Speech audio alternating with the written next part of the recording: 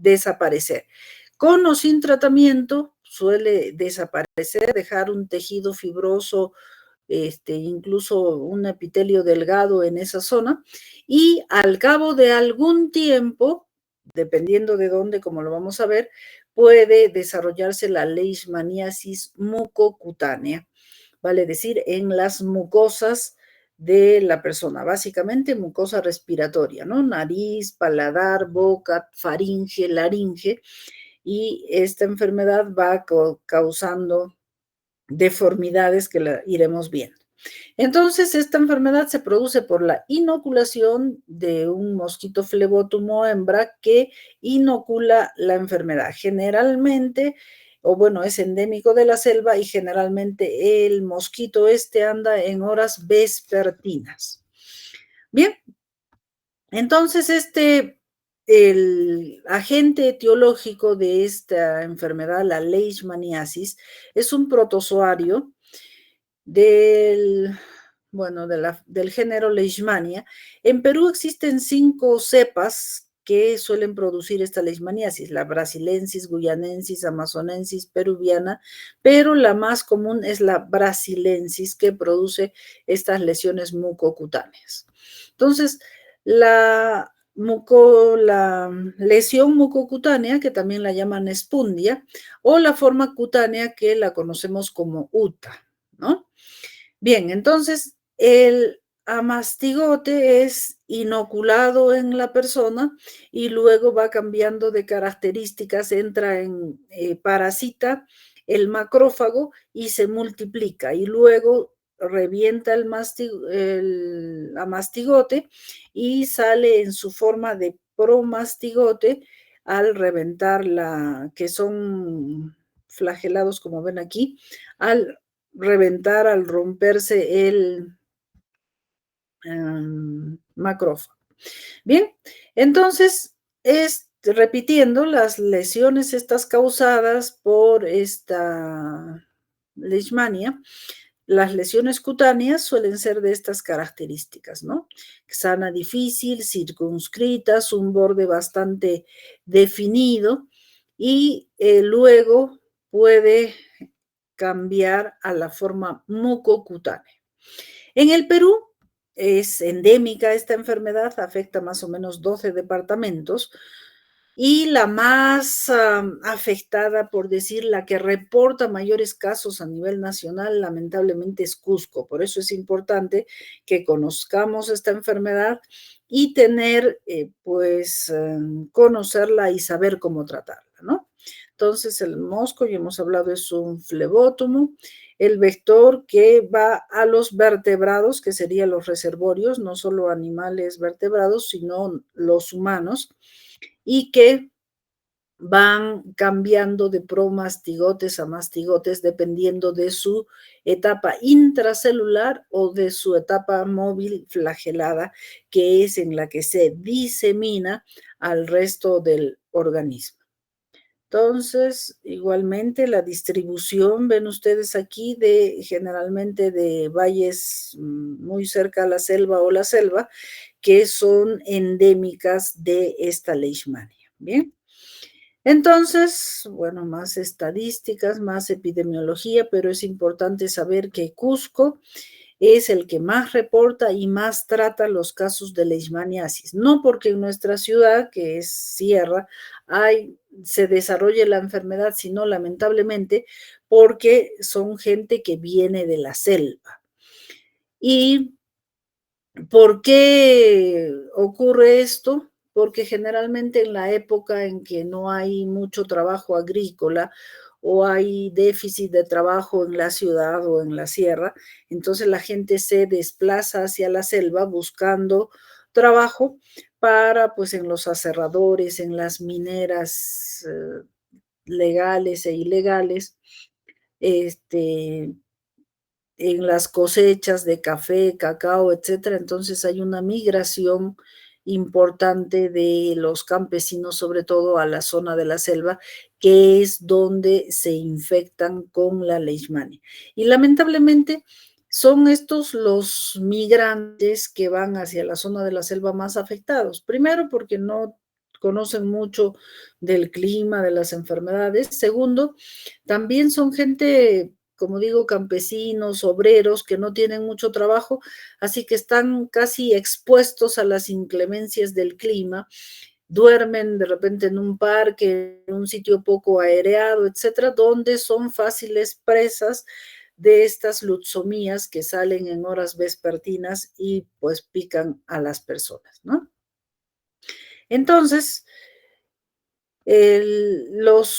cuando se inoculan los amastigotes en el torrente sanguíneo, pues estimulan los linfocitos TH1, TH2, etcétera, y se produce una reacción inflamatoria. Y luego atacan, o son, mejor dicho, son capturados por los macrófagos, donde se multiplican, y cuando el macrófago revienta, pues elimina todos los parásitos y hace una diseminación hematógena. Entonces, como decíamos, la parte cutánea, por cierto, generalmente tratada con el famoso los antimoniales pentavalentes como el glucantime, ¿no? Pero al cabo de determinado tiempo, muchas veces el paciente desarrolla la enfermedad a nivel de las mucosas y generalmente aparece o inicia su aparición a nivel de la nariz. Entonces, la primera manifestación es mucho prurito nasal, un poco de rinorrea acuosa, y luego se va formando un tejido granulomatoso en el septum nasal, que a su vez va extendiéndose hacia la zona posterior de la nariz. Como ven aquí en la foto, podría también extenderse un poco hacia la zona de piel, aunque más se ve una reacción inflamatoria, edema, engrosamiento de la mucosa, pero la destrucción, el tejido granulomatoso va avanzando a través de la mucosa nasal. Y afecta el velo del paladar, las amígdalas palatinas, la pared posterior, y va descendiendo progresivamente hasta la laringe. Entonces, este compromiso mucoso lamentablemente va destruyendo la mucosa y también los cartílagos de la zona nasal, y cuando llegan a la faringe, igualmente los cartílagos de la laringe. Entonces, va cambiando su estructura, ¿no? Entonces, como les digo, inicia en la nariz, va pasando hacia atrás. En el velo del paladar, en sus etapas iniciales, se forma así un tejido granulomatoso en el rafe medio y en la unión del paladar blando con el óseo, a lo cual se le llama la famosa cruz de Escomel.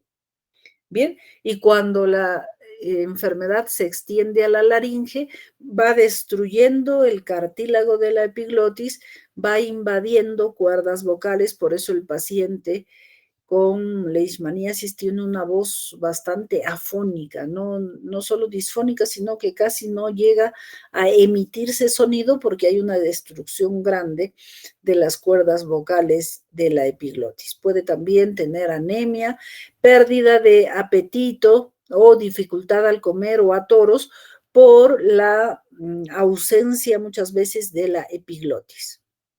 Bien, entonces ya hemos dicho en el diagnóstico, en el caso de la piel, se hace un frotis, se puede hacer cultivos, etcétera.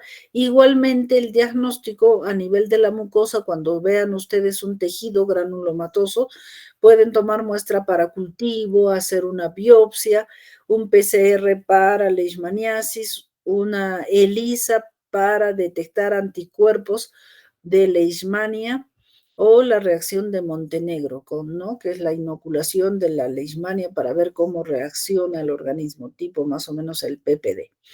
Entonces, es importante que ustedes recuerden este tipo de lesiones.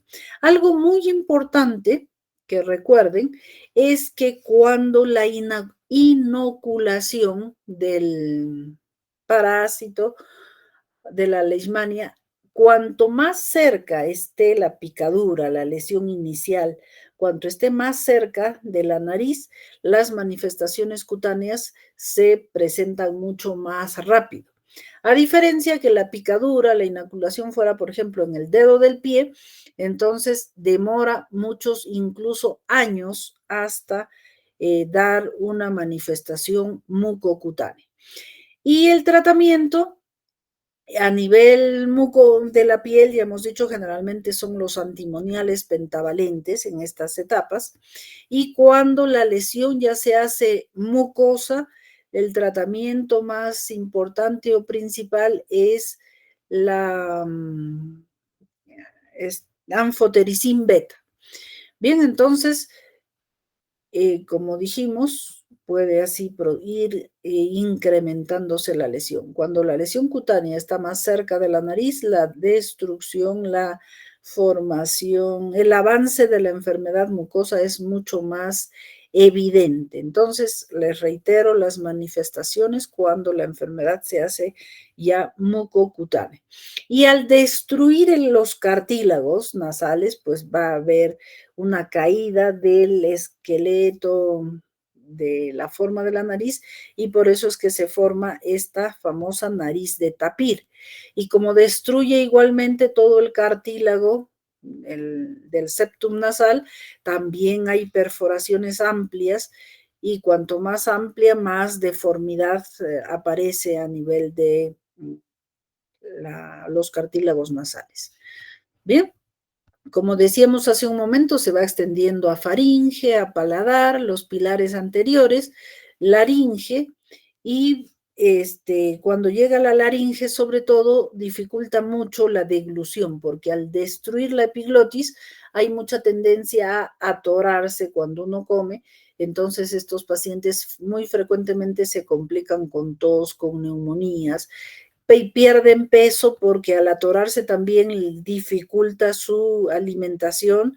Pacientes padecen anemia. Miren ustedes aquí la perforación que ya se las hemos mostrado muchas veces y así una destrucción muy amplia. Y también llega a veces a afectar la mucosa oral, la lengua, el velo del paladar, incluso los carrillos, los labios también se hacen muy gruesos y como ven aquí edematosos, entonces siempre tener en cuenta este tejido granulomatoso. Existe un grupo de enfermedades que se llaman granulomatosas porque la lesión, como ven aquí, es pues tipo granitos, granulomatosa, ¿no? Entonces hay que sospechar y diagnosticar también estos casos de leishmaniasis para poderles dar un tratamiento adecuado. A pesar del tratamiento, en muchos casos, pues suele recidivar la enfermedad con relativa periodicidad. Entonces, con mayor razón, a estos pacientes siempre hay que estarlo vigilando. Incluso los pacientes ya saben, después de recibir tratamiento, dicen, otra vez me está picando la nariz. A ver, probablemente ya me está reapareciendo la leishmaniasis. Entonces, como les digo, lamentablemente el tratamiento no es definitivo, es una enfermedad muy recidivante. Muy bien, ¿hasta ahí alguna duda, pregunta, chicos? Doctora, el tiempo de la aparición de las úlceras en el tabique nasal, si Sí. bien generan destrucción progresiva, ¿en cuánto tiempo mayormente se genera? Porque, por ejemplo, una vez en infectología vi de que la doctora le pasó, por ejemplo, un hisopo, era prácticamente como un hueco. Pero Claro, ya se ¿cuánto tiempo tendría que pasar para que llegue a ese nivel? Mira, no existe un tiempo muy, qué decir, fijo, ¿no?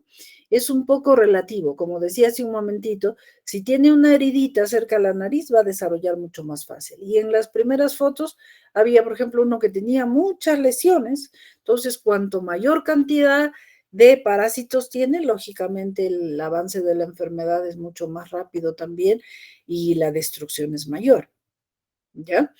Entonces, no hay un tiempo definitivo y, pero sí produce ese tipo de complicaciones y alteraciones, ¿no? ¿Algo más, Diego? No, doctora. Muy bien, entonces, si no hay más preguntas a este respecto, pasaremos a otro tema, que es la tuberculosis nasal. Entonces, la tuberculosis también es una enfermedad, ¿cómo se hace esto? Una enfermedad granulomatosa, porque igualmente las lesiones son, como les acabo de mostrar, muy parecidas, que parecen granos, por eso se llaman enfermedades granulomatosas, ¿no? Y son enfermedades crónicas, por ejemplo, esto de la leishmania, que es inoculado hace un tipo de enfermedad por un tiempo y después recién desarrolla la enfermedad mucocutánea.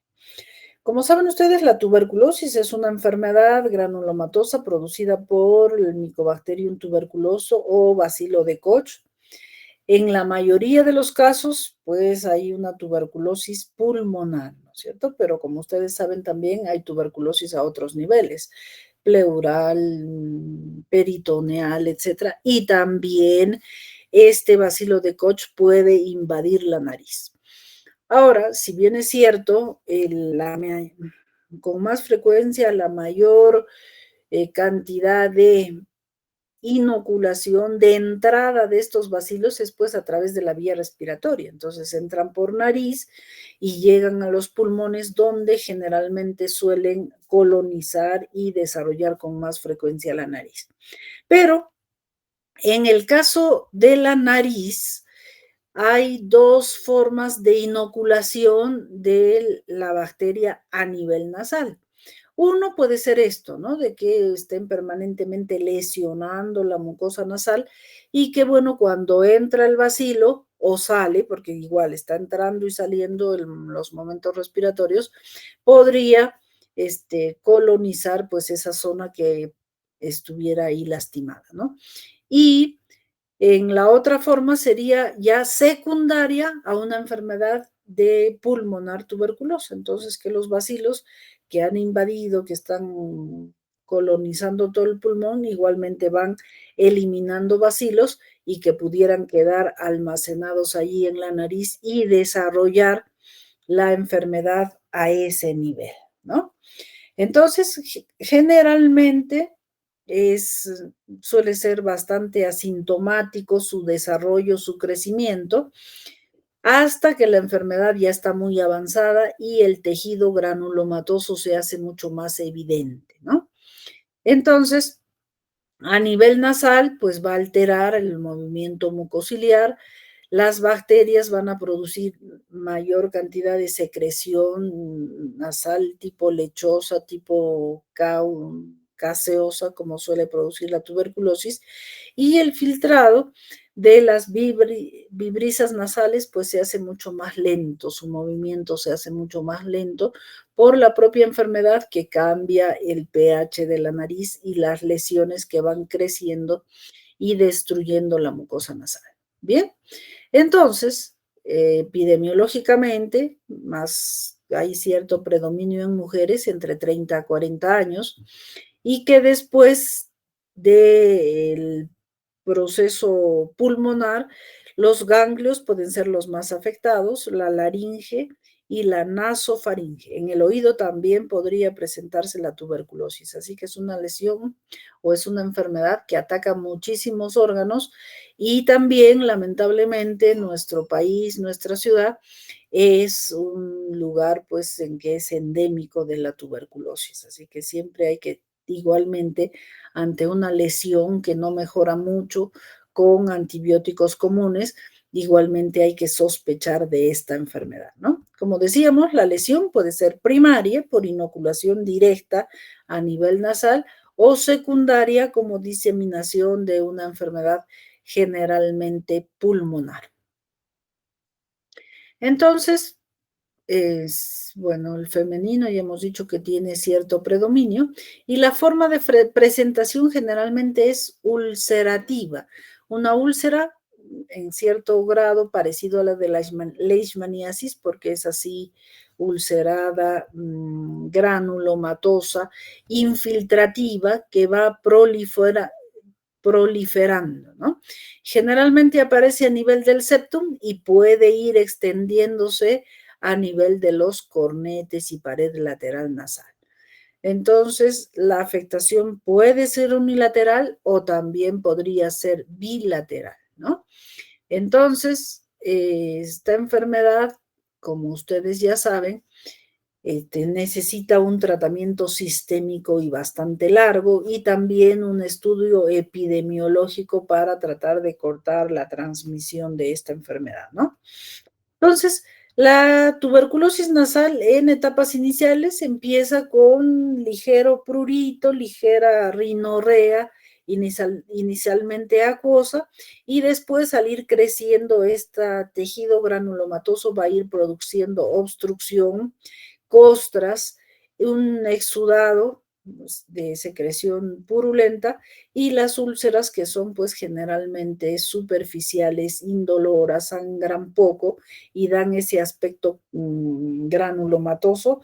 Y también al afectar el mucopericondrio, como ya hemos hablado en las otras enfermedades que atacan cerca a los cartílagos, pues hay una destrucción de los cartílagos de la nariz, en cuando la tuberculosis está en la nariz. Y muy parecido al de la leishmaniasis, también puede ir progresando hacia la nasofaringe, faringe, amígdalas, laringe. Entonces, cuando llega a la laringe, muy parecido a la de la leishmaniasis, también destruye la epiglotis y también ataca cuerdas vocales. Y algo también muy importante en cuanto a la lesión tuberculosa. Como saben, la tuberculosis epidemiológicamente ataca también a gente de un estrato socioeconómico un poco bajo por dificultad de, pues no sé, aereación del ambiente, hay mucho hacinamiento que predispone a la transmisión de la enfermedad, etcétera.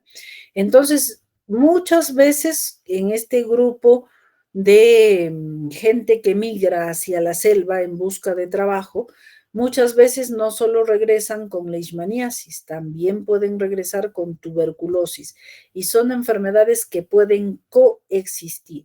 Entonces, siempre tener eso en cuenta de que una leishmaniasis puede también coexistir con una tuberculosis y es importante hacer el descarte de ambas enfermedades, ¿no? Bien, entonces las lesiones, como decíamos, granulomatosas, parecen granitos, ¿no? Ahí distribuidos en la mucosa, que a medida que van profundizando se hacen más ulcerosas y van exudando secreción y destruyendo los cartílagos, ¿no? Por ejemplo, aquí miren, ha destruido el cartílago septal anterior y la parte de los cartílagos alares y la nariz ha caído y forma esto, caída, destrucción de las alas nasales y del dorso de la nariz y forma la famosa nariz sencilla de montar. Existen algunas variantes en cuanto a la presentación de la tuberculosis nasal que puede presentarse más tipo tumoral, más tipo ulcerativo, tipo lúpico, pero lo importante es llegar al diagnóstico. Entonces, siempre cuando haya sospecha de este tejido granulomatoso, diferenciar pues de enfermedades de sífilis, enfermedades fúngicas, enfermedad de Wegener, sarcoidosis, la leishmaniasis, muy importante en nuestro medio, y esas diferencias pues se hacen con pruebas bacteriológicas, histológicas, ¿no? Entonces el la biopsia, por cierto, la biopsia no da el diagnóstico, lo que da el diagnóstico es el estudio anatomopatológico, es lo que nos da el diagnóstico propiamente. Entonces, en este tejido granulomatoso que podemos sacar una biopsia, si nos informan, no sé, células de Langhans, pues estaríamos confirmando una tuberculosis. Si nos informan el hallazgo de amastigotes o mastocitos con mastigotes, entonces nos estarían dando a favor de una leishmaniasis. Y si salen ambas, son ambas. Y el tratamiento también pues hay que realizarlo sistémicamente para la enfermedad, ¿no?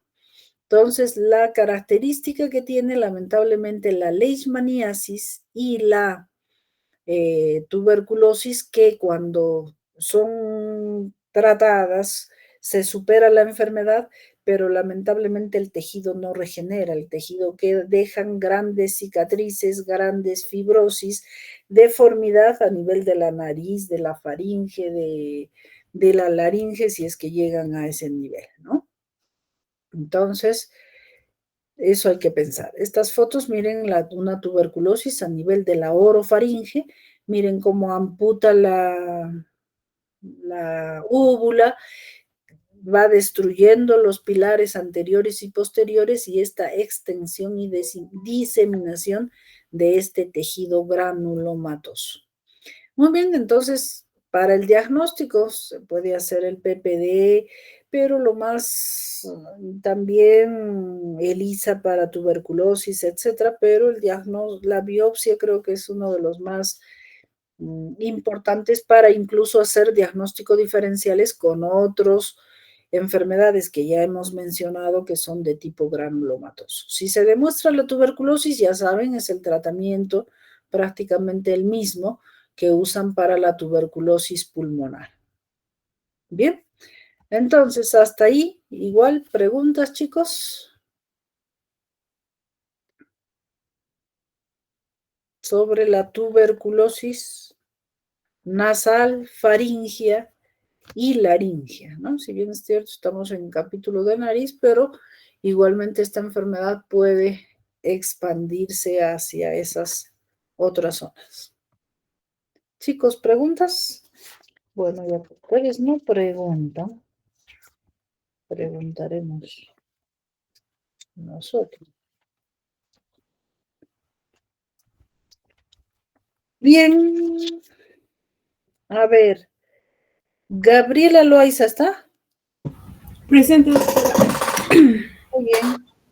¿Qué es el área de Kisselbach?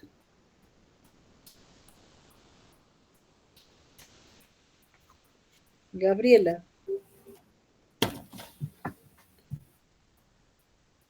Nada. Partes de la membrana timpánica, Gabriela Loaiza.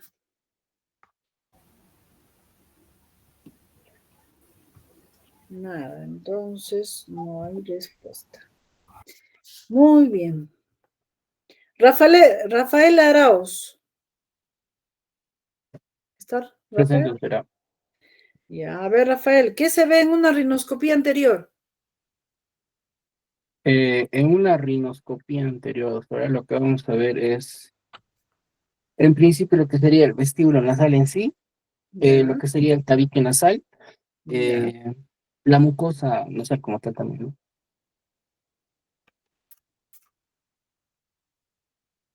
Bien, entonces en una rinoscopía anterior, o sea, mirar la nariz por delante, ¿no? Vemos esto, el vestíbulo, donde están los pelitos ahí. Vemos la mucosa del tabique, vemos los cornetes, los meatos. Recuerden, ya hemos estudiado todas estas estructuras.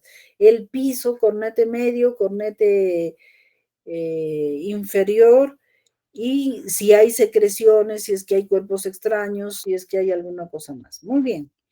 ¿Dónde se ubica el área de Kisselbach, Rafael?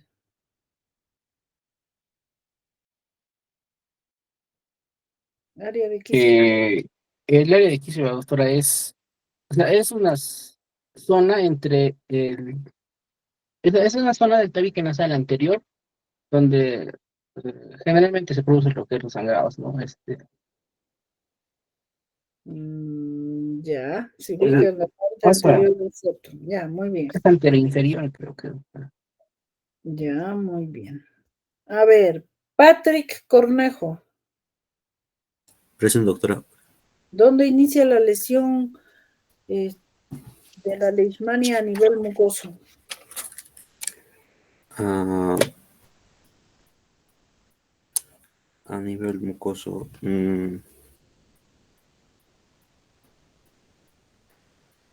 Ah, ¿Mucosa intestinal, mucosa gástrica, mucosa qué?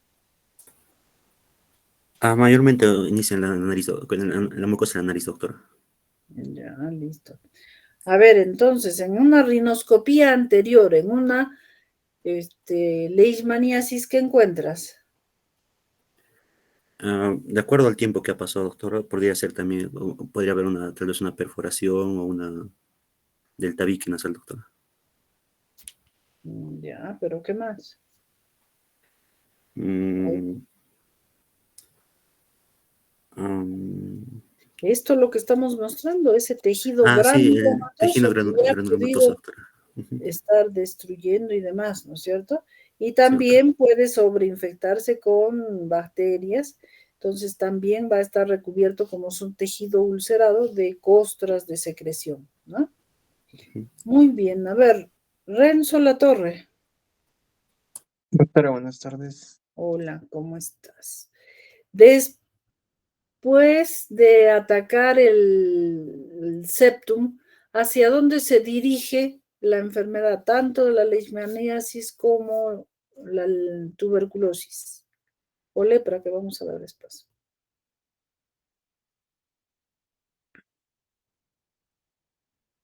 Bueno, doctora, más que todo se va hacia la zona posterior y ataca lo que es el tabique nasal, ¿no?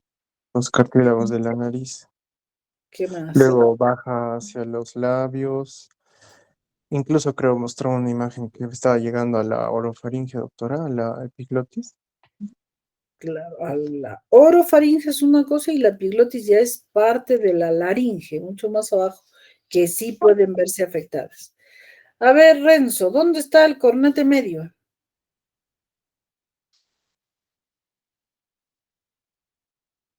¿Dónde se ubica? El cornete medio.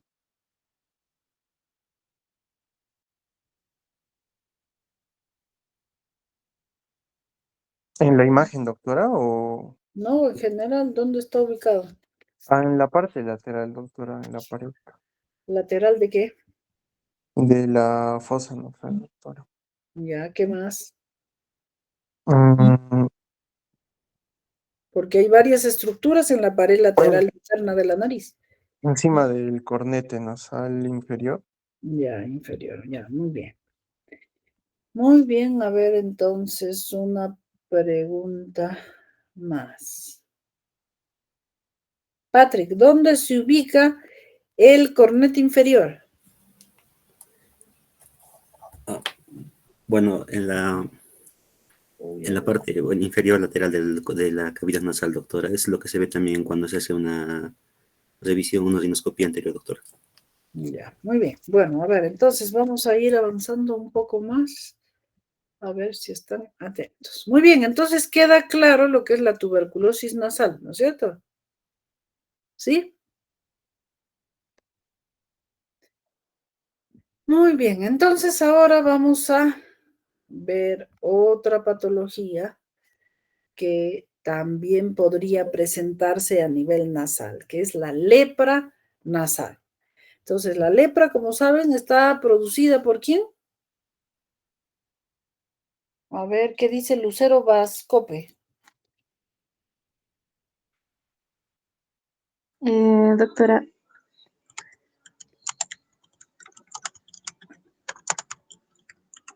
sería el Mycobacterium leprae. Claro, está puesto ahí, pues. ¿Y la tuberculosis quién lo produce?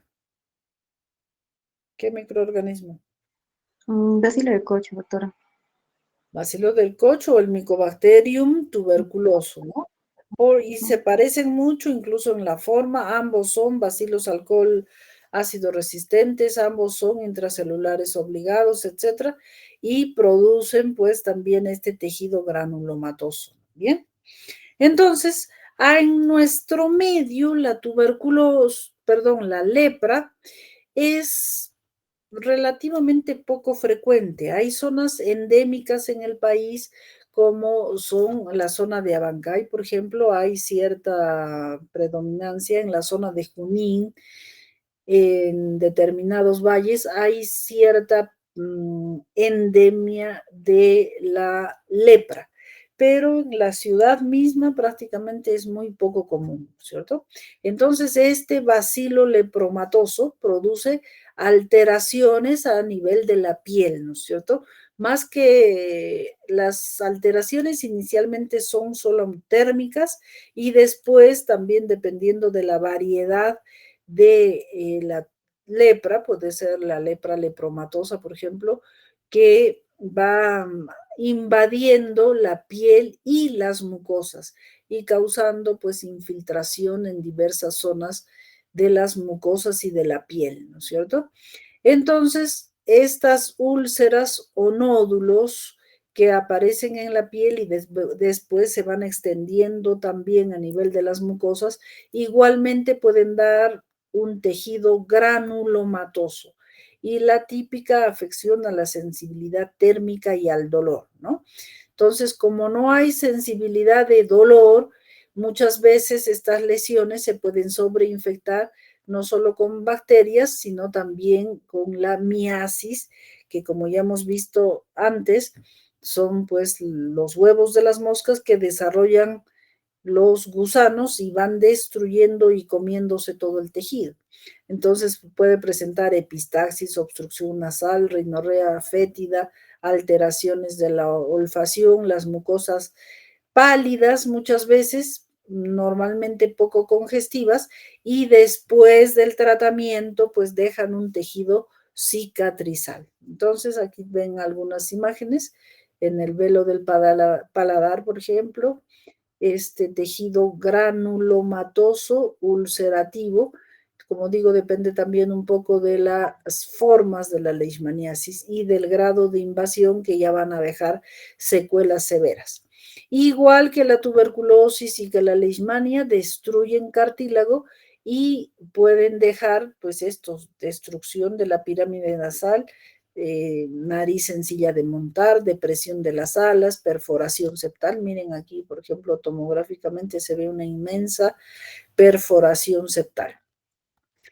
Entonces, igual el tratamiento básicamente a través de biopsia y algunas otras pruebas de laboratorio tipo ELISA o frotis para determinar la presencia del bacilo de la lepra.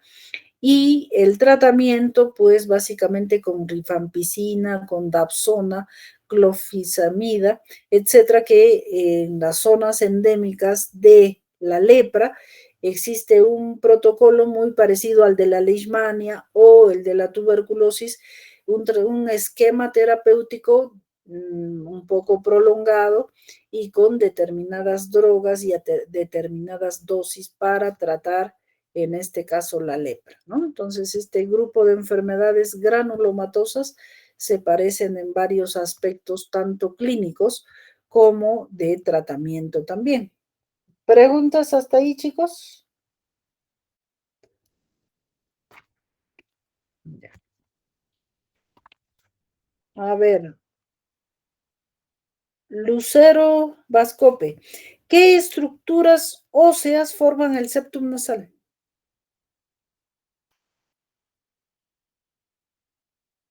Lucero. Doctora, sí. ¿Qué estructuras óseas forman el septum nasal?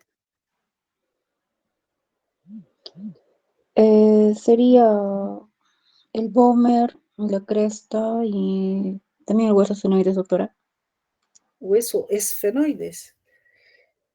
A ver. Los cornetes, las láminas perpendiculares. A ver. Maribel Marshall Verguri. ¿Está? Buenas tardes, perdón. A ver, ¿qué estructuras óseas forman el septum nasal? Estaría formado por el abdomen en su parte inferior y posterior y la lámina perpendicular. Perdón, no escuché. ¿Qué cosa anterior y posterior? No escuché tu respuesta. Ya, doctor. El abdomen en su parte inferior y posterior. Ya, La lámina perpendicular del etmoides en su parte anterior y superior. muy bien. ¿Y la parte cartilaginosa cuál sería? La parte cartilaginosa del septum nasal.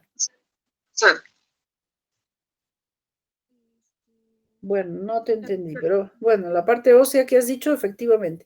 Entonces, en estas enfermedades que acabamos de mencionar, la parte ósea se ve relativamente respetada, por decir así, pero la parte cartilaginosa es la que sufre más. Entonces, en el septum se destruye cartílago cuadrangular a nivel nasal externo, las alas nasales, y si llega pues a la laringe, incluso la epiglotis, ¿no? Muy bien. Almendra Batallanos.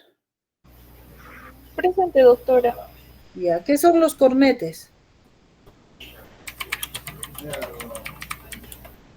Doctora, van a ser 3 pares de huesos largos y delgados. Eh, ¿Qué más? Eh, que se van a encontrar en las paredes internas de la nariz. Ya. ¿Qué más? Eh, Van a estar también revestida de tejidos mucosos que se encuentran entre ¿Qué estos. tipo de mucosa? Doctora, disculpa, no le escuché. ¿Qué tipo de mucosa? Mm, Tejido mucoso, ¿no? Pero por eso, pues, mucosa cilíndrica, plana, ¿qué epitelio tiene?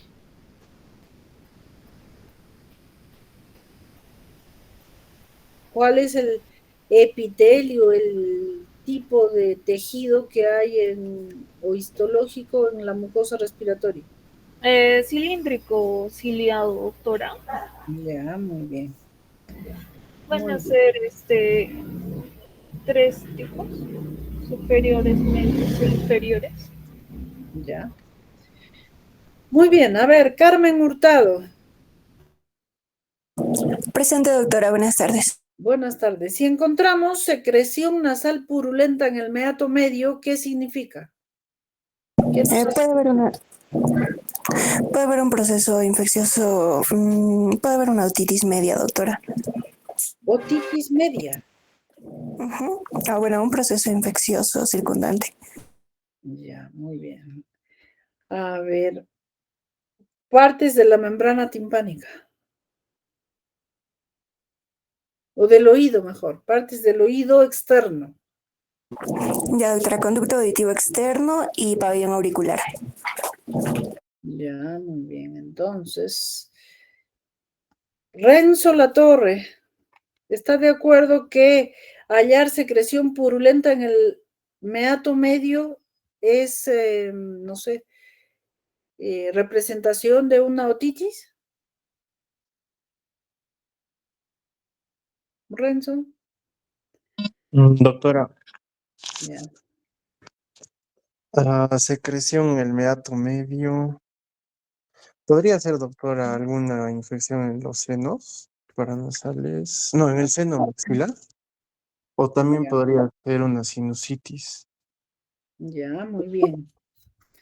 Noel, a ver, creo que alguien levantó la mano, no.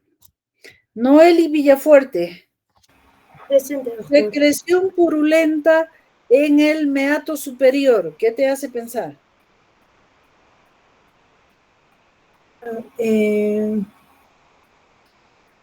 Secreción purulenta del meato superior. Una infección en los senos paranasales, doctora. ¿Qué es seno paranasal? Podría ser el esfenoidal o el frontal, doctora. Ya, bueno, ahí vamos, mejor. A ver,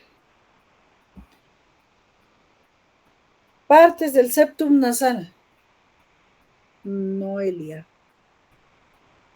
Ya, las partes serían en lo que, bueno, en lo que ya mencionaron, ¿no? La parte ósea, lo que es el vómer, lo que también es la lámina perpendicular de huesos de. Ahora lo que es la porción de cartílagos, tenemos el cartílago septal. Perdón, a ver, cartílago cuadrangular, vómer y, ¿qué más?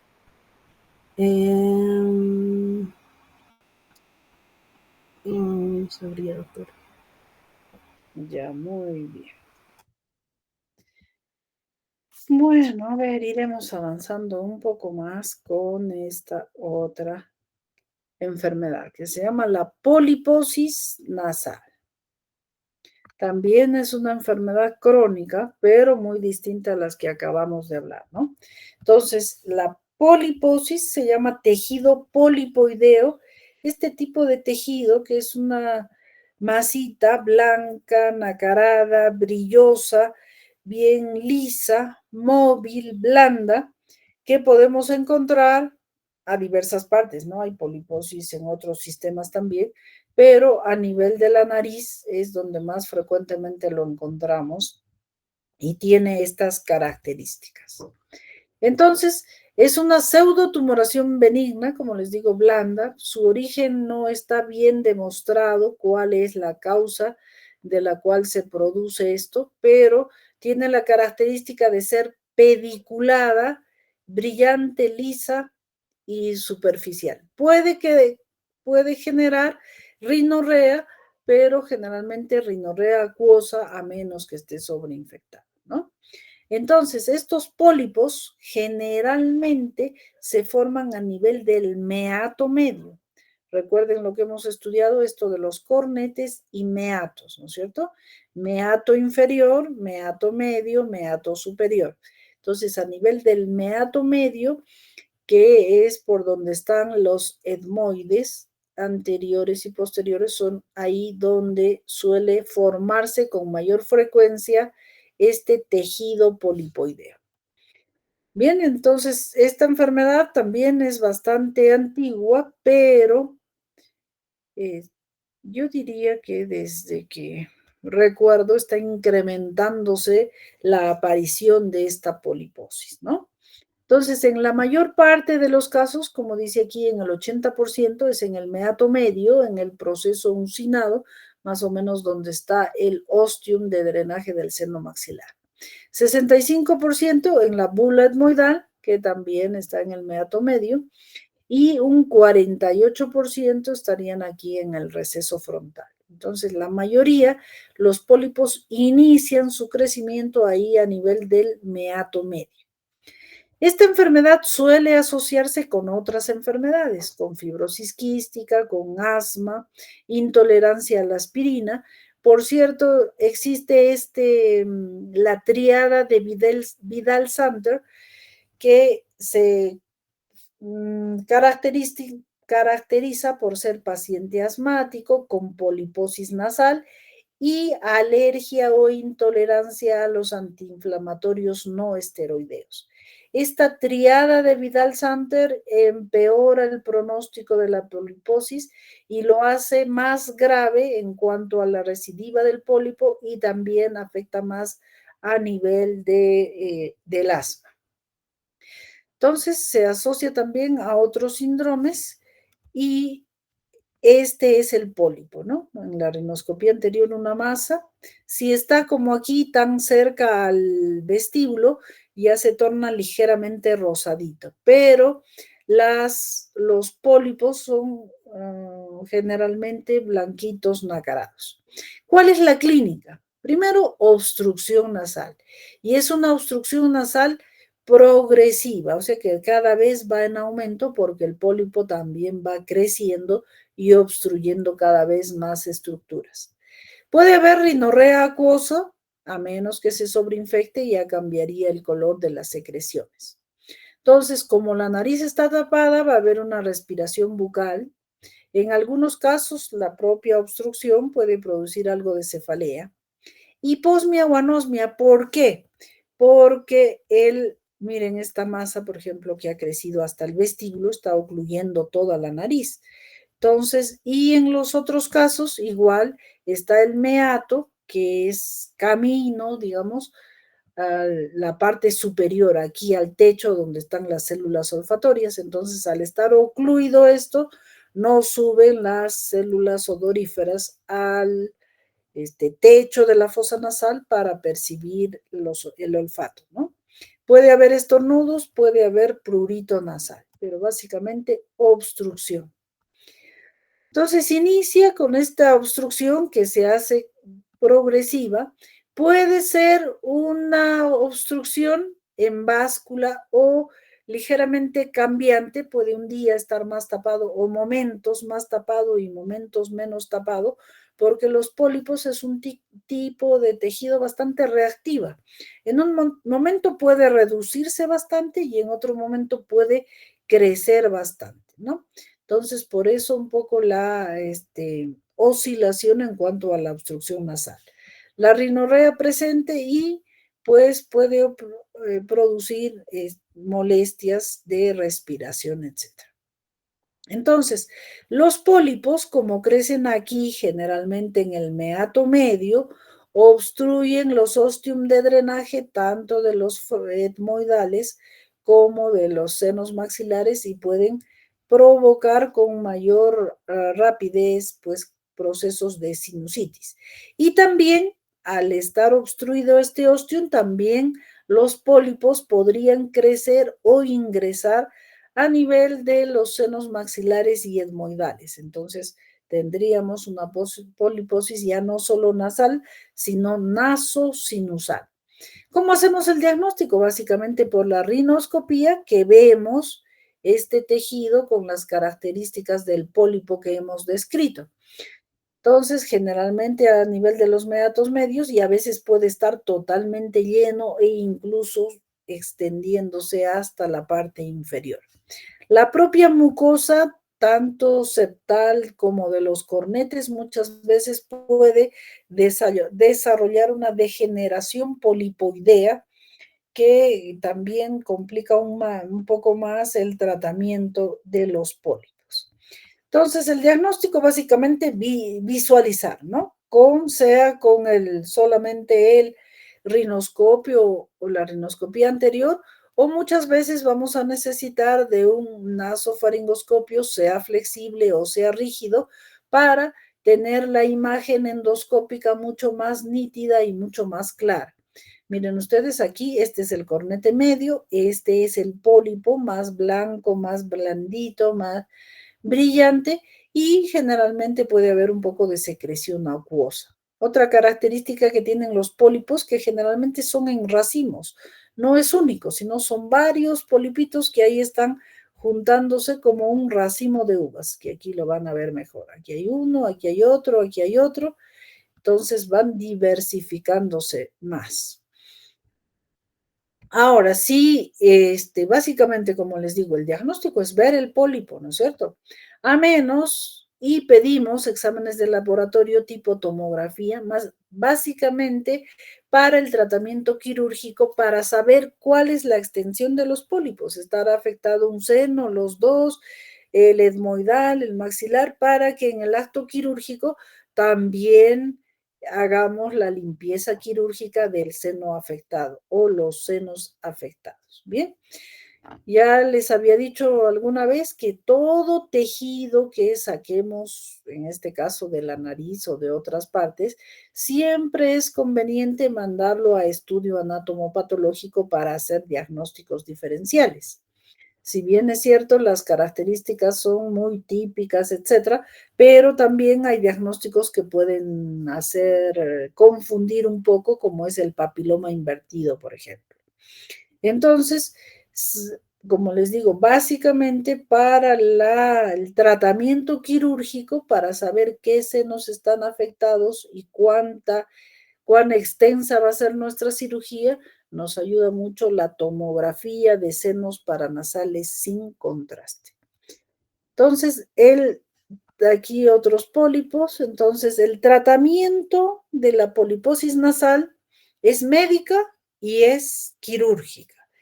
El tratamiento médico básicamente es controlar un poco las molestias, ¿no? Al usar corticoides intranasales disminuye un poco el edema y también disminuye la velocidad de crecimiento de los pólipos y de esa forma suele ayudarnos. Pero el tratamiento definitivo básicamente va a ser retirar los pólipos, vale decir, hacer un tratamiento quirúrgico, ¿no? Y pues, como les decía, puede estar solo limitado en el meato, puede estar en el meato y etmoides y según va avanzando comprometer el resto de los senos paranasales con este pólipo. También hay que hacer diagnóstico diferencial con otro pólipo, cuya característica se parece mucho, es así blanquito, nacarado, brillante, ligeramente más duro y no es tan en racimos, más bien es generalmente un solo pólipo que aparece en el seno maxilar y va creciendo hacia la nariz. Por eso se lo conoce como pólipo antro de seno maxilar coanal, porque la parte que sale generalmente va hacia la coana y obstruye también la parte posterior. Como les decía, el síndrome de Vidal o la triada de Vidal-Samter es la que da cierto tipo de pronóstico, porque eso va a decir, cuando existe esta triada, el pronóstico es peor, ¿no? Va a recidivar más rápido y las complicaciones tanto asmáticas como las reacciones que pudieran tener con los AINEX, pues suelen ser mucho más molestas, ¿no? Otra, la enfermedad de Walker también, que es un tipo de poliposis deformante de la pirámide nasal, que ensancha la pirámide e incluso produce hipertelorismo, que es poco común, por cierto. Entonces, reiterándoles, el tratamiento médico, básicamente, tratar de disminuir un poquito el pólipo, mejorar la olfacción, prevenir la recidiva, y esto se hace con corticoides tópicos, vale decir, mometasona o fluticasona, que se usa ahí en chisguetes a nivel nasal. Y el tratamiento quirúrgico, que sería el definitivo, entre comillas, para sacar, arrancar estos pólipos y dejar la fosa nasal permeable, libre, igualmente los senos paranasales. Entonces, ¿por qué digo relativamente o temporalmente? Porque lamentablemente la poliposis como tal es una enfermedad recidivante. El pólipo es un tumor benigno, anatomopatológicamente benigno, no hay células malignas, pero lo que lo hace malo es que recidiva.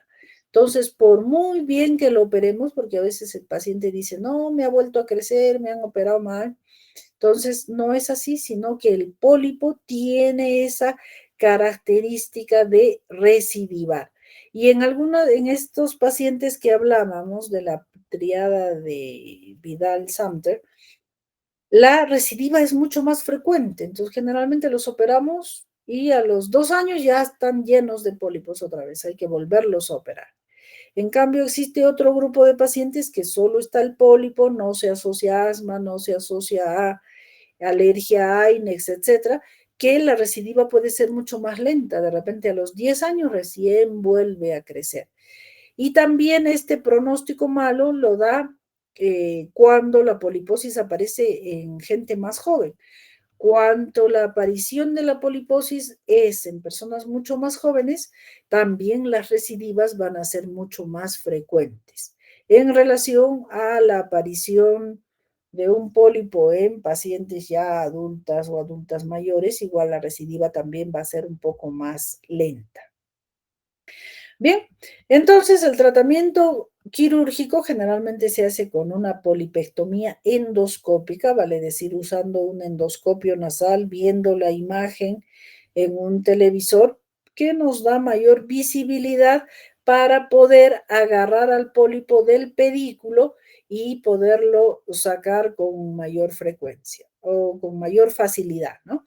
Y no estar rompiendo a pedacitos el pólipo. Y pues tratar de limpiar lo más posible de todas las cavidades nasosinusales en las que se encuentre el pólipo. Y siempre enviar a anatomía patológica, ¿no? Para descartar, no sé, una enfermedad premaligna, como sería el papiloma invertido, o un pólipo antrocoanal nada más, ¿no? Las complicaciones, lamentablemente, son la recidiva de los pólipos y las hemorragias que también podría haber. En el acto operatorio, bueno, la complicación más frecuente sería primero invadir estructuras profundas si es que no hay mucha destreza, ¿no?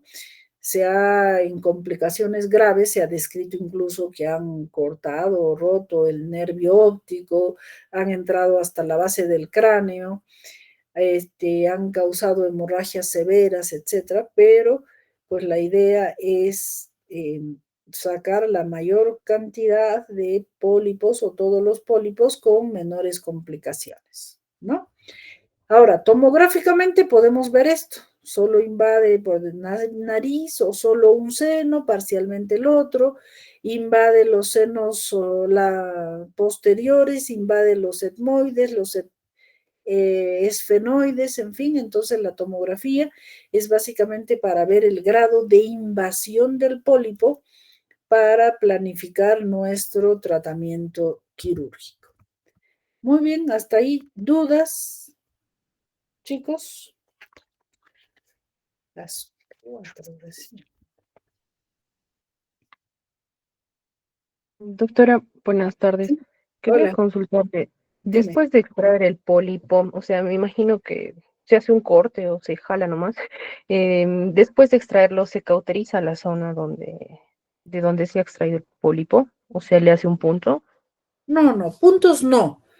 Primero, como decíamos, es como un racimo de uvas, ¿no? Entonces, lo ideal, lo que tratamos de buscar, igual que en las uvas, es pues el pedículo para ir arrancando los polipitos. Ahora, dependiendo del tamaño y eso, podemos cortar, incluso cortar algunas mucosas que tienen degeneración polipoidea, etc. Si es que hay un sangrado importante, por supuesto, se hace electrocauterización de los vasos e incluso taponamiento para evitar un sangrado posterior, ¿no? Pero pues la idea es eso, ir sacando polipito por polipito e irlo buscando dónde está su pedículo para poder irlo arrancando poco a poco. ¿Eso satisface tu pregunta? ¿Hay alguna duda todavía? Sí, doctora, gracias. Muy bien. Entonces, si encontramos, a ver, en una operación de pólipo nasal, estamos entrando endoscópicamente, como decíamos hace un momentito, agarramos el pedículo de un pólipo, lo sacamos y a nivel del ostium del seno maxilar empieza a salir secreción purulenta. A ver, Abril Arriaga, ¿qué se supone que tiene este paciente? ¿Cuál sería él o los diagnósticos? Podría ser una sinusitis, esa es la secreción purulenta del seno maxilar. ¿Y esa sinusitis estaría provocada por qué? Obstrucción. Eso, obstrucción de los ostiums de drenaje. Muy bien, entonces el pólipo puro normalmente no está infectado y es así blanquito, nacarado, como hemos dicho, ¿no? Pero en algunos casos de sobreinfección podemos encontrar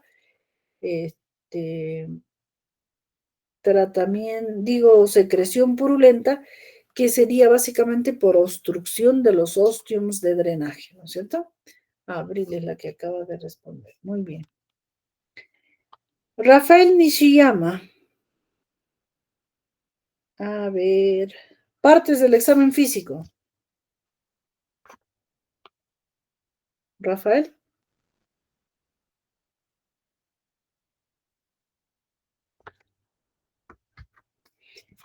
Rafael no está. Rafael no está aquí. Gaby Woman.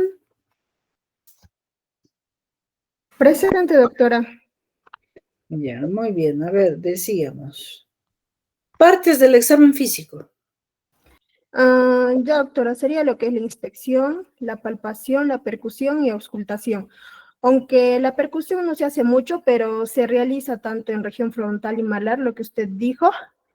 Y bueno, también se va a buscar lo que son los reflejos. Reflejos. Ya, pero bueno, está bien. Inspección, palpación, percusión y auscultación, ¿no? Entonces, el paciente con una poliposis nasal bastante intensa, ¿qué tipo de voz tendrá?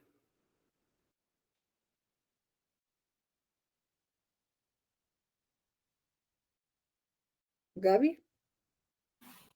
Ya, doctora. Paciente tendría, si es obstrucción, Obstrucción de podría la ser total. voz nasal, doctora, podría ser una voz nasal, Podría problema en ser, la nariz. no, es una voz nasal porque tiene totalmente tapada la nariz. Entonces tiene una voz nasal, por ende, ¿no es cierto? Muy bien, Alexander Huamantupa. Alexander. No está. Alexander, acá está. Gaby, Doctora Alondra Huamantupa. ¿Perdón? Alondra Huamantupa. Discúlpame, Alondra, Alexandra, ya. Entonces, Alondra, ya. A ver, ¿qué tenemos pregunta? A ver, entonces, signo, sintomatología de un paciente con poliposis nasal.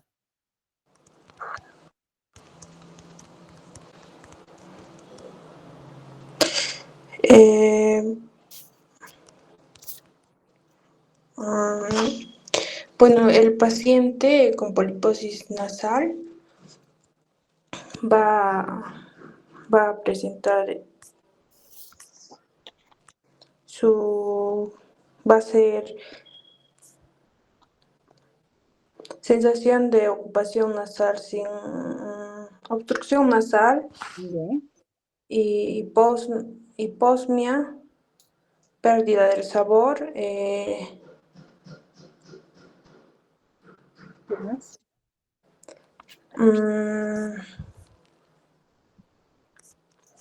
Va a presentar también rinorrea, molestias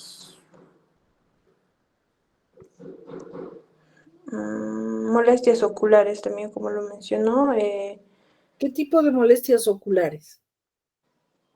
Pesadez a nivel de maxilar, dolores faciales también. Ya.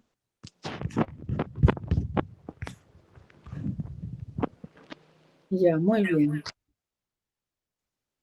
Bien, entonces ahora vamos a tocar otro tema, que es la rinitis alérgica. A ver. Entonces, a ver, Alondra, ¿no? Alondra, ¿qué es la rinitis alérgica?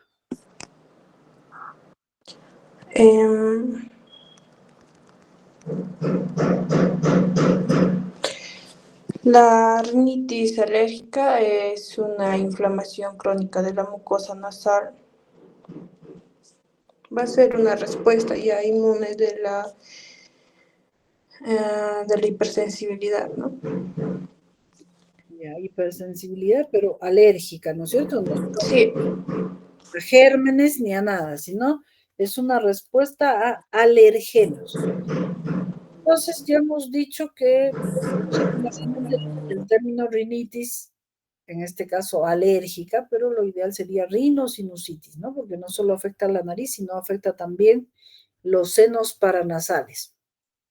Entonces, como su nombre dice, es una reacción de la mucosa frente a un alergeno, ¿no es cierto? Las alergias son respuesta inmunitaria frente a un alergeno. Entonces, epidemiológicamente la rinitis alérgica es sumamente frecuente, es mucho más intensa en algunos grupos etarios, en algunos grupos en algunos lugares también por la polinización de las plantas que existen en determinadas etapas, etcétera, o por las actividades sociales o laborales que pueda tener el paciente que lo predisponga a esta reacción inmunitaria frente a los alergenos, ¿no? Entonces, la clasificación puede ser intermitente, persistente y dependiendo de la severidad puede ser leve o puede ser moderada a severa. Entonces, intermitente generalmente pues existen digamos, menor de 4 semanas y luego desaparece, o diariamente 4 días semanales, ¿no? Y el persistente, que ya es mayor de ese tiempo, como su nombre dice, está las molestias casi permanentemente. Entonces, refiriéndose a la intensidad, puede ser una rinitis alérgica en la cual solo hay un par de estornudos, un poco de secreción, quizá prurito, pero después pasa y el paciente duerme bien, hace sus actividades diarias, puede realizar actividades recreativas, etcétera, dentro de los límites normales.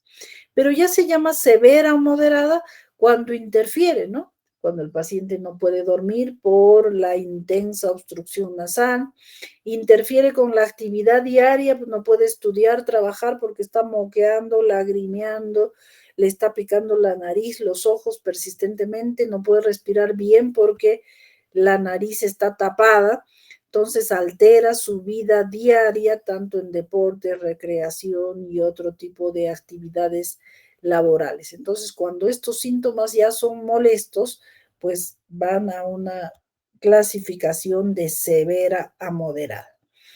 Entonces, esto nos lleva también a hacer diversos tratamientos o diversas conductas. Entonces, en esto, como les decía, la primera clase, he ahí el arte de manejar qué cosa molesta, con qué lo trato, en qué tiempo, en qué periodo, etcétera, y para poder superar.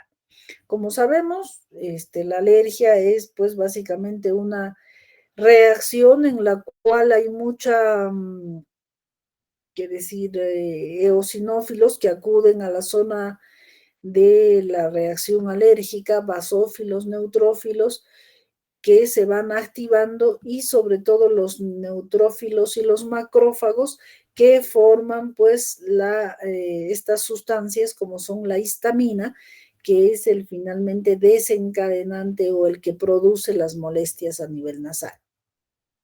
Muy bien, entonces, a ver, para que sea mucho más, no está aquí mi memotecnia.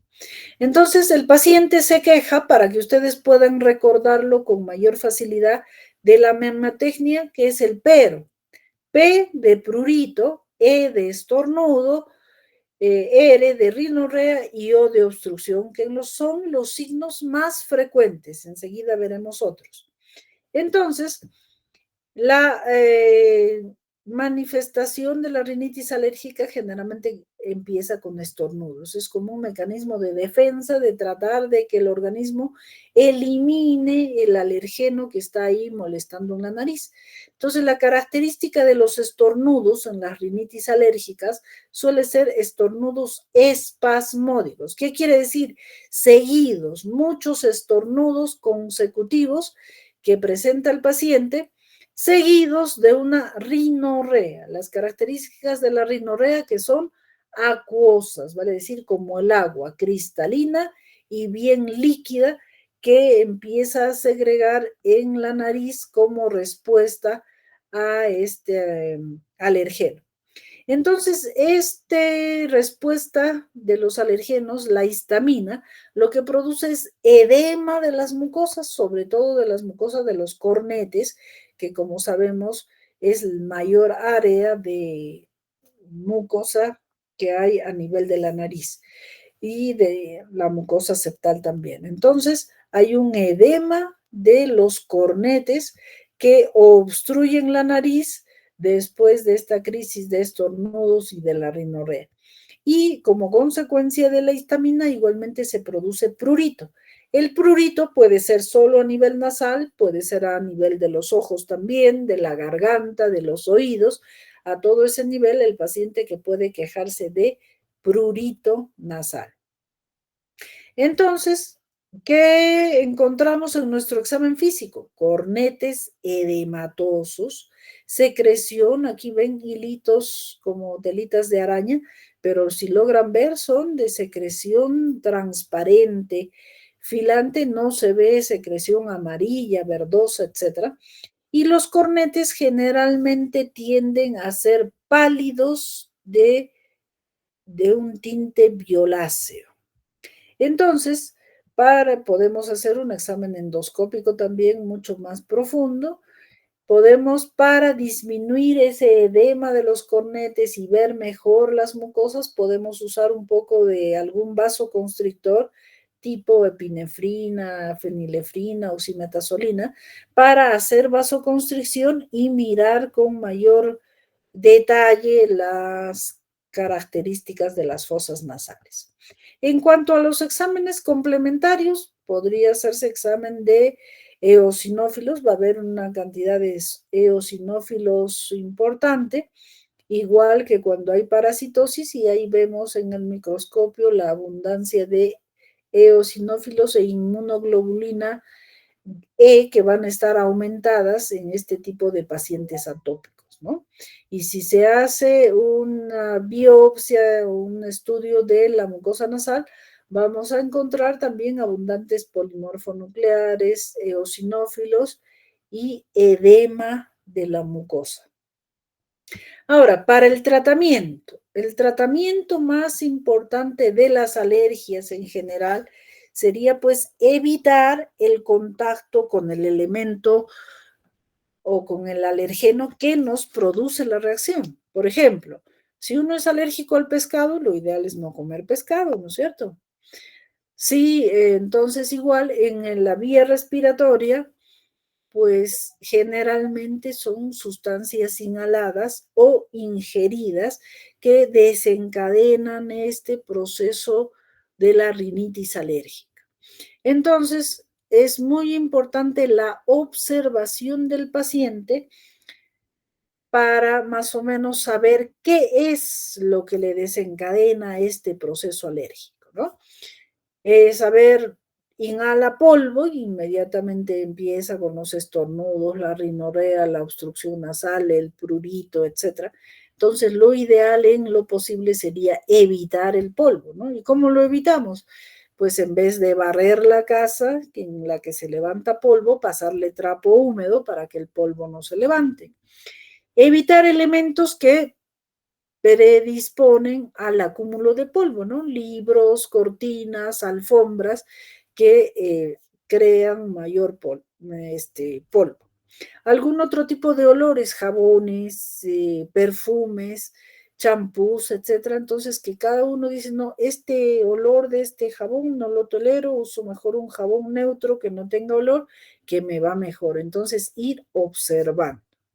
O también elementos que se puedan ingerir, ¿no? Por ejemplo, no sé, gaseosas con colorantes o algún tipo de comidas que también se manifiestan a través de la nariz, entonces la observación e irlos retirando.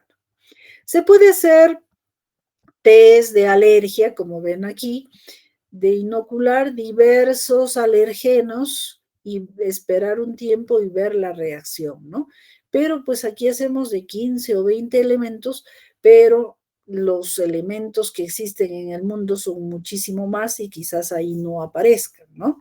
Entonces no siempre pueden ser definitivamente útiles. Entonces, y para el proceso activo, para el proceso en el cual la rinitis alérgica está muy intensa, entonces vamos a darle un tipo de tratamiento. Como decíamos, lo primero, evitar el alergeno. Segundo, hacer limpieza de los mocos. Existen lavaditos nasales, por ejemplo, para poder lavar el polvo, las sustancias alergénicas que pudieran acumularse allí. Ahora, el tratamiento médico que vamos a usar en esa crisis, haciendo un paréntesis, los problemas alérgicos generalmente van en ondas, ¿no? Tengo contacto con el alergeno, desencadena la enfermedad, mucha molestia, etcétera. La trato y desaparece o disminuye las molestias hasta un nuevo contacto con un nuevo alergeno. Entonces, el tratamiento médico principalmente está destinado a los corticoides y antihistamínicos. Como ustedes saben, los corticoides vía sistémica, sea oral o parenteral, tienen muchas complicaciones y pueden producir bueno, incluso otras patologías. Entonces sí se usa corticoides sistémicos por un periodo muy corto y para combatir una intensa molestia, una enfermedad severa, ¿no es cierto? Pero lo que más usamos actualmente son pues los corticoides tópicos, que se llaman, que vienen en pequeños chisguetitos, para usarlo como corticoide tópico, y este está exento de esas complicaciones sistémicas que tienen los corticoides. Entonces su absorción a nivel de la sangre es muy poco y sí tienen mucha ayuda a nivel local en los casos de la rinitis alérgica. Entonces los corticoides que se manejan a nivel tópico como inhaladores locales, generalmente están pues la mometasona, la fluticasona, que son corticoides tópicos de poca absorción sistémica. Y otros son los antihistamínicos, que como ustedes saben hay de varias generaciones, hay muchísimos. Los más antiguos, la clorfenamina, por ejemplo, muy buen antihistamínico, pero tiene el inconveniente de producir cierto tipo de somnolencia que a veces con el estudio o el trabajo pues resultan incómodos, ¿no? Luego salieron los antihistamínicos de segunda generación, que tienen acción antihistamínica pero menor somnolencia, ¿no? Y cada vez van modernizándose mucho más los antihistamínicos. Entonces, habría que darle los antihistamínicos. Siempre o generalmente los antihistamínicos los recomendamos tomarlos por la noche. ¿Por qué? Para evitar el tipo de somnolencia que hay. Dependiendo del paciente, dependiendo de la cantidad de medicación que ha tomado, hacen también una cosa que se llama taquifilaxia, ¿no? Que el organismo se acostumbra al medicamento, entonces el medicamento ya no suele ser tan efectivo como lo era en etapas iniciales, ¿no? Y también la respuesta del paciente suele ser un poco distinta con diversos medicamentos. Por ejemplo, hay pacientes que dicen, no, a mí mejor me va con la cetirizina. El otro dice, no, a mí mejor me va con la fexofenadina. En fin, entonces también como los pacientes estos de rinitis alérgica son crónicos, generalmente ya han probado muchos antihistamínicos y suelen referir tener mejor respuesta antihistamínica con uno u otro antihistamínico. Entonces, en eso también hay que tener en cuenta para la indicación, ¿no? O siempre preguntarlo. Bueno, anticolinérgicos, que disminuye un poquito la rinorrea, pero también los antihistamínicos tienen esa actividad de disminuir la producción de moco, y eso disminuye pues la molestia de estarse sonando la nariz persistentemente, ¿no? Hay quienes usan cromoglicato de sodio o sódico también para disminuir el prurito, aunque también esa actividad la hacen los antihistamínicos, que disminuyen el prurito tanto nasal, ocular o de los ojos como reacción de los alergenos. Vasoconstrictores, esto ya lo habíamos conversado la vez pasada, que los vasoconstrictores podrían ser útiles en un momento de mucha molestia, que haya mucha obstrucción nasal, ¿no? Porque justamente su efecto es vasoconstreñir, o sea, disminuir el edema. Entonces la mucosa que está así toda grande, edematosa, obstruyendo, se retrae y deja más permeable la fosa nasal. Pero hay que tener cuidado en usarlo porque tiene efectos secundarios. Eleva la presión, por ejemplo, reseca la mucosa, y también si se usa prolongadamente producen efectos de rebote. ¿Qué quiere decir esto? Que en los primeros días, primeros momentos, pues hay una desobstrucción maravillosa de las fosas nasales con el uso de estos elementos. Pero si se usa muy constantemente, la respuesta cada vez es menor. Si en las primeras gotas te desobstruía 12 horas, pues ahora solo te va a desobstruir 1 hora y te va a obstruir 23 horas. Entonces, por eso cuando se use vasoconstrictores, un tiempo muy pequeño para lograr la mejor ventilación de la nariz, ¿no? A ver, abrí creo que no estaba muy... Bien, entonces, a ver. Karim Quispe. ¿Quién? Sí, doctor. ¿Cuál es el origen de la rinitis alérgica? Depende de cada, es un alérgeno, pero depende de cada persona. Por eso lo ideal es no exponerse a la gente que te provoca la alergia. No exponerse a la gente que te provocan alergia. A ver, eso está medio ambiguo, medio poco...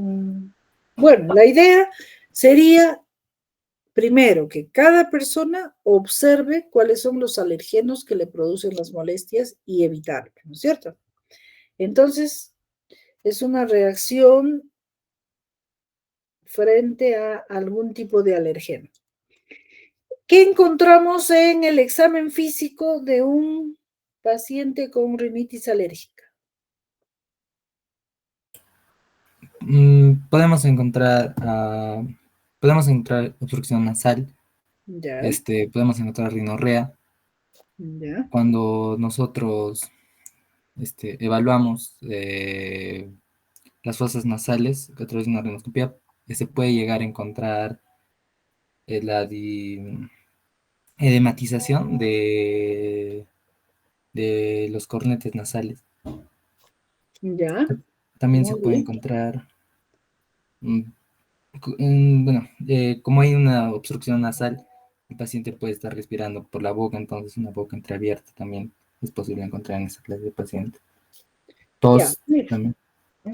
Ya. Y estornudo crónicos prolongados. Ya. Entonces, las manifestaciones clínicas más importantes, bueno, aquí tampoco no está mi memotecnia, ¿no? Habíamos dicho, para que se acuerden bien, el pero, ¿no es cierto? P de prurito, E de estornudo, R de rinorrea y O de obstrucción. Ahora, esos son los síntomas más frecuentes, pero podemos ver en el examen físico y causados por la alergia, por ejemplo, las famosas ojeras, ¿no es cierto? Y las ojeras de la rinitis alérgica, por ejemplo, generalmente son simétricas, bilaterales, en el cual hay un poco así de edema y da este aspecto de ojo cansado del paciente. ¿Por qué?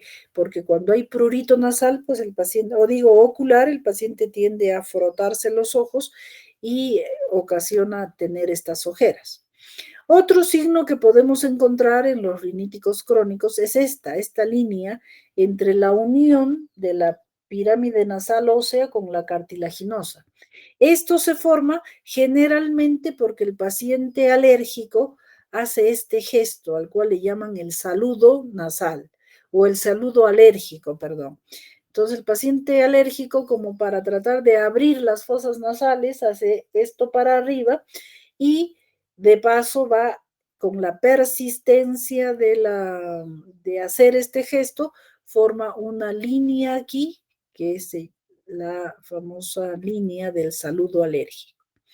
Ahora, internamente, aquí se nota mejor la mucosa pálida violácea. A ver, ¿qué? Berenice Yanque. ¿Está? ¿Berenice? Berenice no está. Yune Cabrera. Sí, doctora.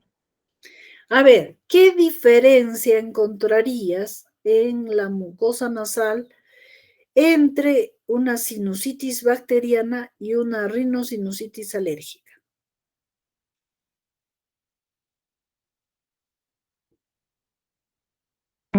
Ya, bueno, una de las diferencias que encontraríamos, por ejemplo, ¿no? Para utilizar la imagen que está en la pantalla, es que en una sinusitis bacteriana, si es que en caso existe el edema, la coloración de las mucosas van a ser más rojizas, ¿no? En cambio, en una sinusitis alérgica, vemos que la mucosa tiende a tener un color más azulado, o violáceo, o un color pálido, ¿no?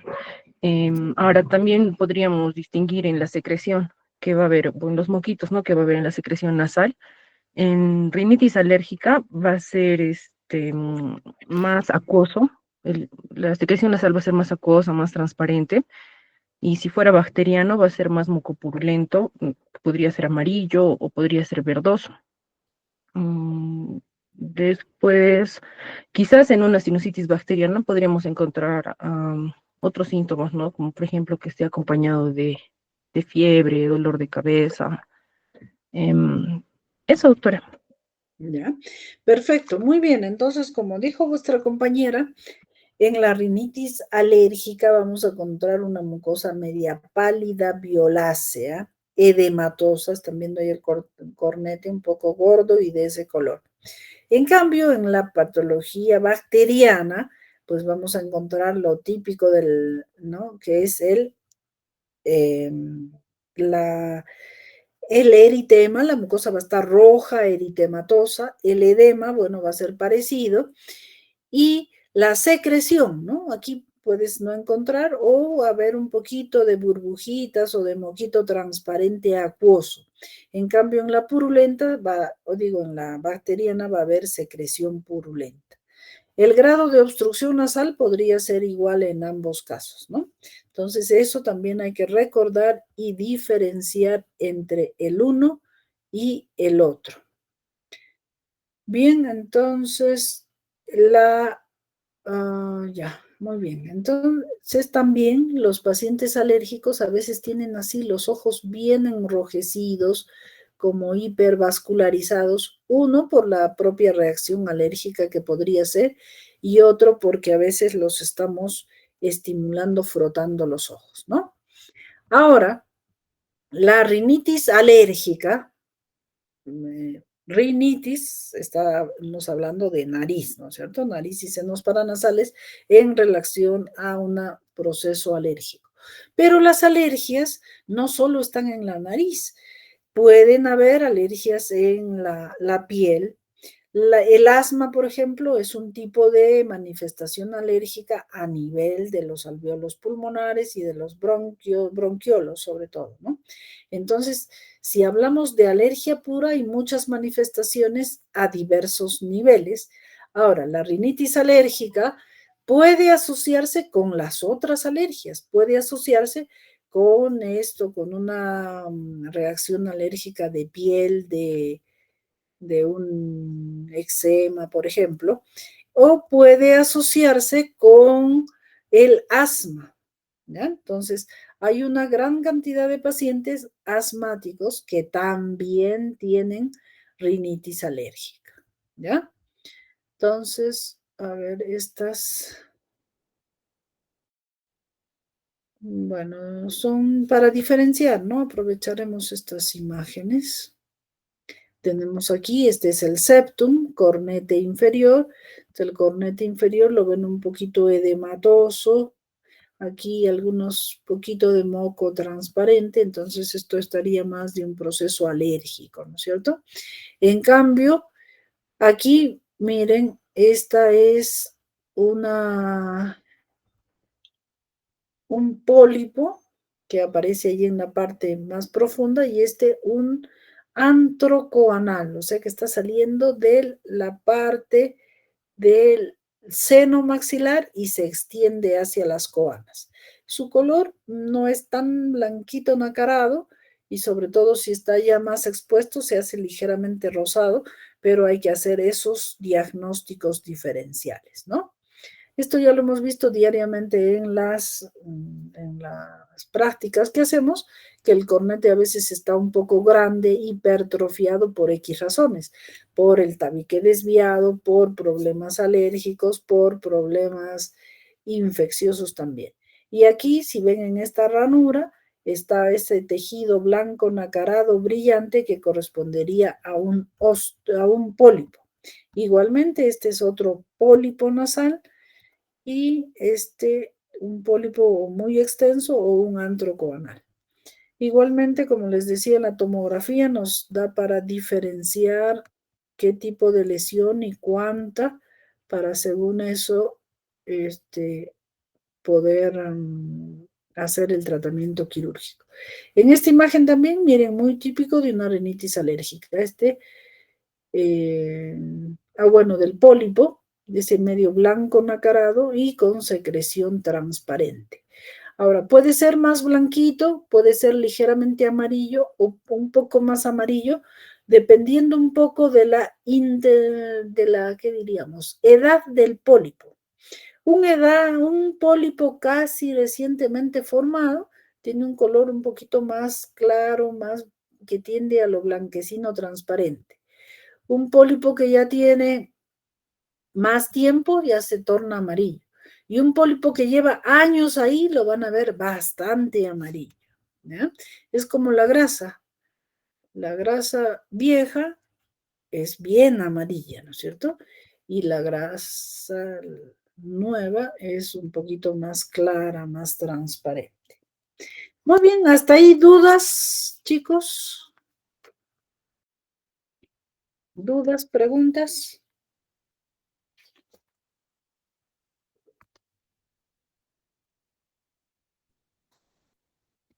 No hay nada. Bueno, seguiremos a ver con las preguntas. ¿Quién nos falta? A ver, Melanie Paucar.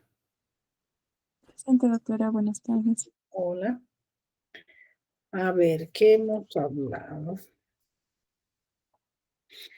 A ver, en las patologías que hoy hemos visto, ¿en todas existe obstrucción nasal?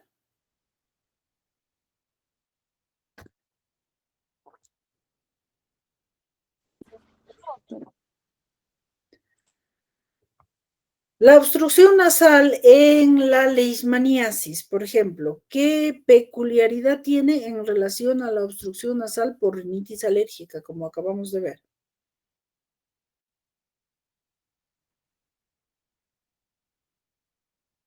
Melanie, ¿está ahí?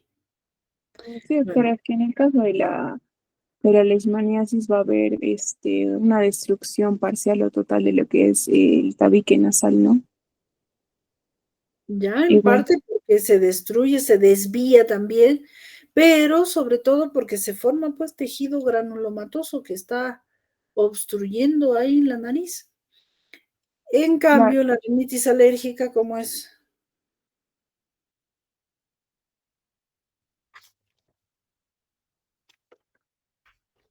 Lo que acabamos de ver. En el caso de la rinitis alérgica, pues lo que va a haber es la obstrucción nasal, también la rinorrea acuosa, como mencionaba, ¿no? Este líquido transparente, incluso lo que era la secreción nasal, ¿no? Claro, y básicamente el tipo de lesión. En una enfermedad granulomatosa, pues hay tejido, un crecimiento granulomatoso que está obstruyendo. En cambio, en la rinitis alérgica es edema de la mucosa del cornete o del cornete básicamente, ¿no? Y también del septum nasal. A ver, Melanie, dime partes de la pirámide nasal. Sí, doctora, tenemos lo que van a ser los huesos propios de la nariz. Ya. Lo que van a ser en la parte inferior los cartílagos alares. En la Ya. base encontramos las narinas y en el vértice, pues la unión de estos huesos propios de la nariz. Ya, perfecto. Charmely Vargas. Presente, doctora, buenas tardes. Hola. Muy bien. A ver, dime, ¿qué estructuras componen la pared lateral interna de la nariz?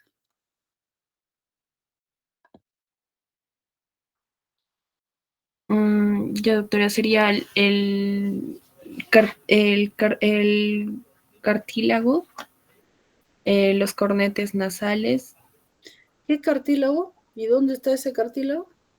Los cartílagos alares, doctora.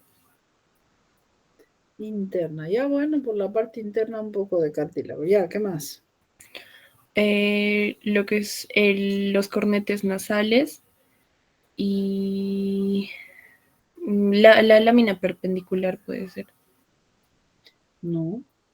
La lámina perpendicular del etmoides es parte de... Perdón, doctor, sería...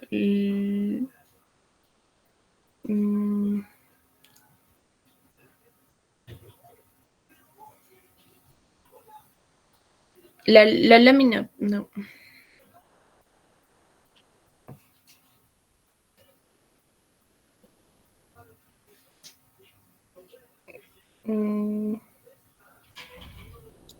La lámina, el cartílago superior puede ser, doctora, el cartílago inferior, No. la pared lateral. ¿Lateral de qué? Mira, a ver, si no buscaré... Uy, los había cerrado estos. Buscaré una imagen. Mira, estamos hablando de la pared lateral nasal de, bueno, de la nariz, valga la redundancia. A ver, ¿dónde hemos visto que aquí pólipos? Aquí tengo, a ver, una, vamos a ver si aquí tengo una, aquí está, ¿ya? Esta es la pared lateral nasal, la parte interna, ¿no es cierto? Porque por afuera está estos huesos propios, cartílago lateral y los alares. Ahora, la pared interna, bueno, me has dicho cartílago, quizás aquí en esta partecita del ala puede haber un poco de cartílago por la parte interna, ¿no? Pero básicamente, ¿qué cosa hay? Los cornetes. ¿Qué cornetes y cuántos son? A ver. El cornete superior, medio, inferior, doctor. Y Ya. en el medio lo que son los meatos. Meatos. ¿El meato medio cuál es? ¿Dónde está? Entre el cornete superior y medio. Perdón, ¿qué meato he dicho? A ver, meato inferior, empecemos por el inferior. Ya. El meato inferior estaría entre lo que es el cornete nasal inferior y la base, no sé cómo decirlo, pero el meato nasal medio, por ejemplo, está entre el cornete nasal medio y el cornete nasal inferior, y el meato nasal superior está entre el cornete nasal superior y el cornete nasal medio. Ya, muy bien lo que has dicho. Entonces el inferior, mira, es el piso de la fosa nasal con Piso el de la fosa cornete inferior. Aquí sí, cornete inferior con cornete medio, meato medio, cornete superior, que por cierto no aparece aquí, con el cornete inferior, ¿no? O perdón, superior. Muy bien, entonces eso está claro, muy bien. Perdón, tú eres Charmely, ¿no? Sí, doctora. Ya. Claudia Cárdenas. Presente, doctora, buenas tardes. Hola. Eso del septum. Vamos a ver otro. A ver, partes del septum nasal. Ya, doctora. Sí, serían... estaría conformado en este caso del vómer, del cartílago, tanto septal como vómero nasal, y de la lámina perpendicular del hueso etmoides. Ya, muy bien. Miren, chicos, esto lo estamos repitiendo hasta el cansancio, ¿ah? Entonces, partes del septum nasal. El septum es todo este. Tiene dos partes óseas y, por ejemplo, en uno de los exámenes les pregunté, ¿cuáles son las partes óseas del septum nasal? Sería lámina perpendicular del etmoides. Algunos me han puesto solo etmoides. El etmoides es un hueso grande. Miren, aquí tiene la lámina cribosa del etmoides por donde entran las fibras del nervio óptico, por ejemplo. Forma parte de incluso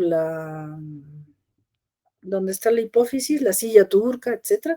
Entonces, pero lo que forma el septum solo es la lámina perpendicular del etmoides, solo es una parte del etmoides. El vómer, este sí es un huesito completo, entero, todo el vómer está aquí. Entonces, esas serían las estructuras óseas. Y el cartílago cuadrangular. Y en las patologías que ahora hemos visto, ¿no es cierto?, que se destruye el cartílago porque la mucosa pues está mala, se destruye, etcétera. Entonces hay perforación, destrucción del cartílago, por eso es que la nariz se cae, porque se cae este sostén cartilaginoso de la parte anterior de la nariz. Entonces hay perforación y nariz sencilla de montar, por ejemplo, porque se destruye este cartílago cuadrangular. Entonces ahora en lo que decíamos la leishmaniasis, fuera de esta destrucción o parte de esa destrucción, no solo es la perforación, sino que los restos de cartílago que quedan, como también la nariz se hunde, se van desviando, pues se van cayendo y desmoronando, entonces van formando la también desviación del septum nasal. Muy bien, entonces espero que quede claro esto, ¿no es cierto? Ahora, ¿qué más?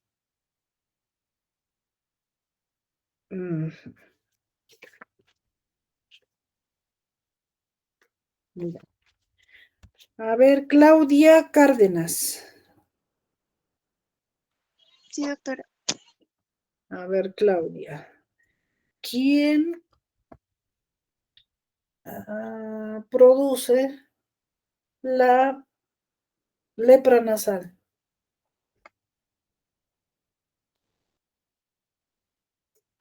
Doctora, sería el Mycobacterium leprae. Ya, muy bien. ¿Y la tuberculosis? ¿Quién? Ay, doctora, perdón, estaba hablando con mi micro apagado. En este caso sería el Mycobacterium tuberculosis. Ya. ¿Y quién produce la leishmaniasis? Ay, perdón, el Mycobacterium leprae. ¿La leishmaniasis produce el Mycobacterium leprae? Ay, no, doctora, me he equivocado, perdón. ¿Quién produce la leishmaniasis? El bacilo de Koch. Ush. Ya, bueno. A ver, lo vas a estudiar para la próxima. Jorge Guamán. Sí, doctora. Ya. A ver, les responde lo mismo. ¿Quién produce la leishmaniasis? La leishmania, doctora, si no me equivoco, era por el vector de la leucemia. Ya, bueno. Ya. Mira, el vector es una cosa que el vector no lo produce, el vector lo transmite. Ajá. ¿Quién produce la leishmaniasis? ¿Qué?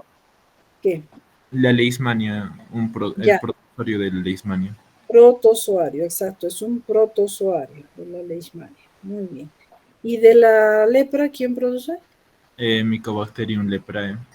Ya, entonces es una bacteria el de la lepra y es un protozoario el de la leishmaniasis, ¿no es cierto? Muy bien.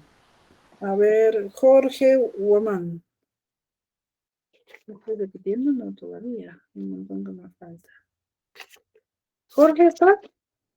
Sí, doctora, me acaba de llamar. Ah, perdón, ya te pregunté, Jorge. Sí, Estoy doctora. duplicando. Ya, bueno chicos, entonces por hoy eso es todo. Avísenme cuando quieren dar el examen, si es la próxima semana o, bueno, ustedes me dicen, ¿ya? Entonces, nos vemos la próxima semana. Chao chicos. Gracias.